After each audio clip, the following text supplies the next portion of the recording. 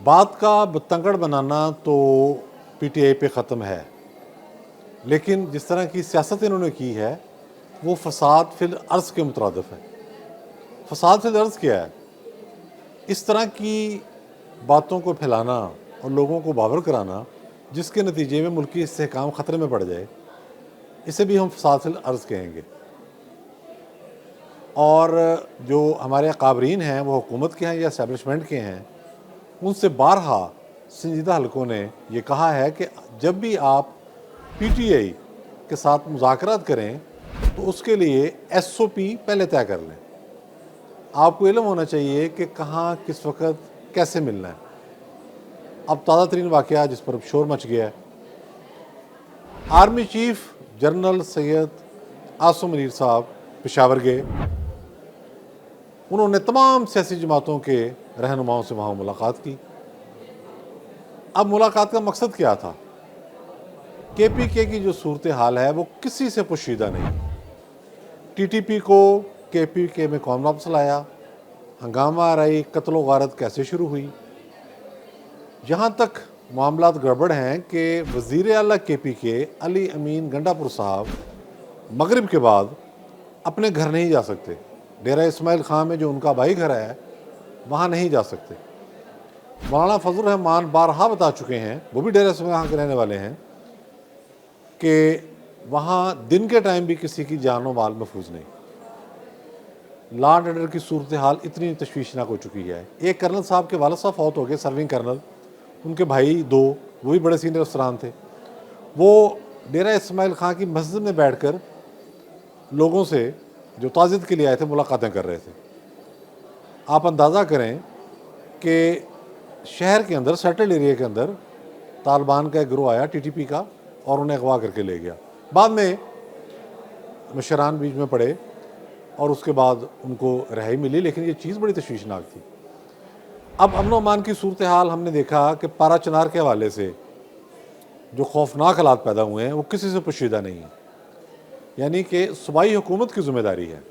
पहले तो चलो पीटीआई लेके आई, अब जो क्रॉस बॉर्डर टेररिज्म हो रहा है, जो अफगानिस्तान से टेररिस्ट आ रहे हैं उनको बॉर्डर पर रोका जा रहा है, वहाँ मारा भी जा रहा है उनको, वहाँ से हमले भी हुए। पिछले दिनों एक हमले के अंदर 16 सिक्योरिटी एहलकार शहीद हो गए। 16 सिक्योरिटी एहलकार, अगर आपको याद हो तो कभी इंडिया के साथ झड़प में शहीद नहीं हुए। जब हमारा भारत से तनाज़ा चल रहा था एलओसी पर और मार्टर्स का तबादला होता था, मार्टर गोलों का, तो उस वक्त भी 2 या 3 कैजुअल्टीज़ होती थी, हमारी शहादतें होती थी या उनकी कैजुअल्टीज़ होती थी। तो यहाँ 16 सिक्योरिटी एहलकार सिर्फ एक हमले में शहीद हो गए। फिर पाकिस्तान ने अफगानिस्तान में कार्रवाई भी की, ये बात भी दुरुस्त है, और टीटीपी के निशानों को ठिकाना बनाया और उन्हें बावर कराया गया अफगान तालिबान को कि ये सूरत हाल नाकाबिल कबूल है।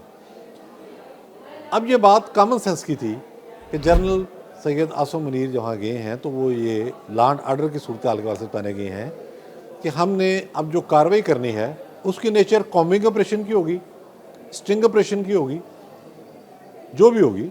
उसमें सियासी जमातों को ऑन बोर्ड लिया गया, जो कि इंतहाई मुस्बत कदम था और है।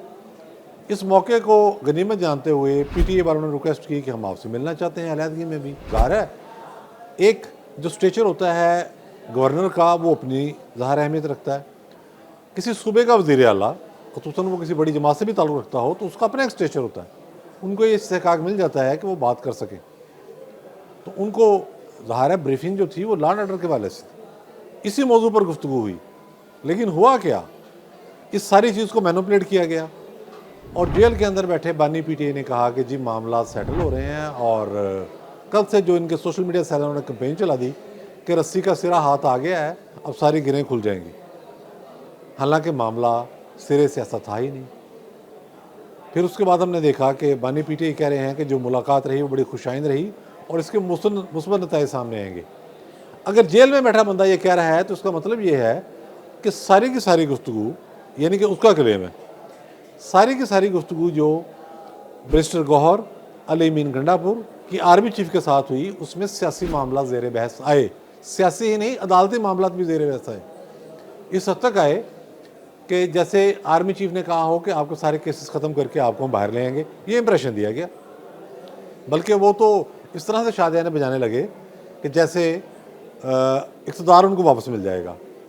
इससे पूरे मुल्क के अंदर जो एक फ़िज़ा थी, जो एक सुकून था, ठहराव था, उसमें तलातम बर्पा हो गया। और ये जायज़ बात है, ऐसा होता है। समझने वाले समझ रहे थे, जो तजियाकार हैं मैच्योर, वो कल से कह रहे थे कि भाई ये जो मुलाकात है ये नेक्स्ट टू इम्पॉसिबल है कि सिक्योरिटी रिलेटेड इशूज़ के अलावा किसी मौजू पर बात हो। बाकी करने की बात कोई है ही नहीं, बात आपने करनी क्या है।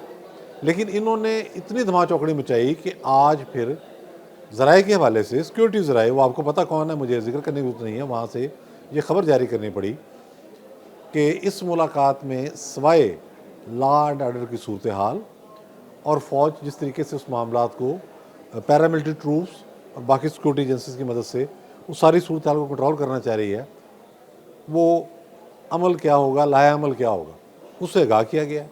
ज़ाहिर है ये कोई ऐसा ऑपरेशन भी नहीं होने जा रहा है कि जिसमें कोई एयरक्राफ्ट यूज़ होने हैं, लेकिन ज़ाहिर है सख्त ऑपरेशन होगा और ये लाजमी हो चुका है, नागुज़ीर हो चुका है। KPK की हुकूमत लॉ एंड ऑर्डर मेंटेन करने में पूरी तरह से नाकाम है। आप अंदाज़ा करें कि पारा चनार वाला मामला जो इससे हटकर मामला है, उसमें वो कहते हैं जी हम नई पुलिस फोर्स बनाएंगे। तो भाई पहले पुलिस फोर्स क्या कर रही है, वहाँ पैरामिलिट्री ट्रूप्स भी हैं। आप बताएं ना KPK पुलिस की कारकर्दगी क्या है। अगर डेरा इस्माइल खान के अंदर ये सूरत हाल है कि एक कर्नल को मजे से उठा लिया जाता है, वज़ीर अल्लाह अपने घर नहीं जा सकता, पाकिस्तान की सबसे बड़ी दीनी जमात का सरबराह कह रहा है कि सारा जो हमारा एरिया है, हमारा एरिया नहीं बल्कि KPK के बेशतर हिस्से, वहाँ अमन व अमान की सूरत हाल बहुत तशवीशनाक हो चुकी है, किसी के कंट्रोल से बाहर हो चुकी है। तो ये इसी मौजू पर गुफ्तगू होनी थी। तो फिर ज़राए ने आज बयान जारी किया जिसमें बताया गया कि कोशिश की थी बैरिस्टर गौहर ने, जब ये मुलाकात हुई जिसमें बैरिस्टर गौहर अली मीन गंडापुर जो हैं ये आर्मी चीफ साहब को मिले, तो उन्होंने कोशिश की कि सियासी मामला पर गुफ्तगू हो, जिस पर आर्मी चीफ ने उन पर वाज़े कर दिया कि भाई ये सियासी गुफ्तगू का प्लेटफार्म नहीं है, ना ही हमने सियासी गुफ्तगू करनी है। सियासी गुफ्तगू आप हुकूमत के साथ करेंगे, सियासतदानों के साथ करेंगे। ये वही मौक़िफ़ है जो DGISPR यानी कि पाक फौज के तर्जुमान बार बार दोहराते रहते हैं कि सियासी गुफ्तगू का प्लेटफार्म हुकूमत है, सियासतदान है। फ़ौज बतौर इदारा हुकूमत वक्त के अहकामात की पाबंद है। जहाँ उनसे मशवरा मांगा जाएगा, इनपुट लिया जाएगा, वो देंगे, ज़ाहिर है, उसमें तो कोई इसमें वाली बात नहीं है। लेकिन ये प्रोपेगेंडे का जो खौफनाक तूफ़ान है, ये इस बात पर हमें एक दफ़ा फिर अलर्ट कर रहा है, हमें मुल्क के बड़ों को, कि जब आप PTI से मुज़ाकरात करने जाएं तो आपको उसके SOP पहले तय कर लेने चाहिए, वरना बात का बतंगड़ बनेगा। इससे इदारों की रेपुटेशन भी ख़राब होगी। देखें, ये वो पार्टी है जिसने ना सिर्फ सियासतदानों की रेपुटेशन ख़राब की, प्लानिंग के तहत की, इसमें कोई शुबा नहीं है। ज़ाहिर उनको कहा गया था कि आपने करनी है। उन्होंने एक एक सियासतदान का नाम लेकर झूठे इल्ज़ामात लगाए, गालम गलोच किया। ये सिलसिला आज तक जारी है। एक इतना बड़ा सोशल मीडिया नेटवर्क बना दिया, तूफ़ान बदतमीज़ी बर्पा कर दिया। उसके बाद ये इदारों के दरपे हो गए। जैसे ही आइनी तरीके से हुकूमत जाती है, ये इदारों के दरपे हो गए। इन्होंने जुडिशरी को कुचला, बदनाम किया। उसके बाद ये फ़ौज के दरपे हो गए और फिर ये मीडिया के दरपे हो गए।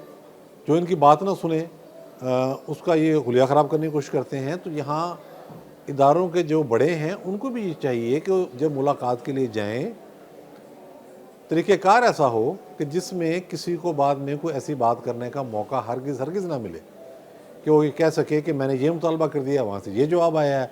ये और देखें, ये जो हम इम्प्रेशन देते हैं हमारे बाद साफ़ी भाई भी कि जी बैक चैनल मुज़ाकरात हो रहे हैं, बैकडोर मुज़ाकरात हो रहे हैं, ये भी बड़ा ख़तरनाक पहलू है। उसकी रीज़न ये है कि उससे आप फिर जो मर्जी नतीजा अख़ज़ कर लें। तो ये, और उसके बाद मुल्क के अंदर अदम इस्तेहकाम। PTI का टारगेट क्या है इस वक्त? इसमें कोई किसी किस्म का इबाहम नहीं है। PTI का वह टारगेट मुल्क के अंदर अदम इस्तेहकाम पैदा करके हुकूमत या इस्टेब्लिशमेंट को घुटनों के बल लाना है। ये उनका टारगेट है। जब आप उन्हें मौका देंगे प्रोपेगेंडा करने का, तो ये प्रोपेगेंडा के ज़रिए करना है, कोई गन फाइट तो नहीं करनी। वो तो उन्होंने सारा कुछ करके देख लिया, 9 में करके देख लिया ना। 9 में से बड़ा वाक़या क्या होगा?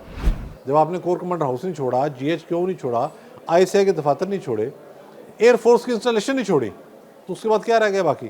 तो प्रोपेगेंडे के ज़रिए उन्होंने आपको ज़ेर करना है।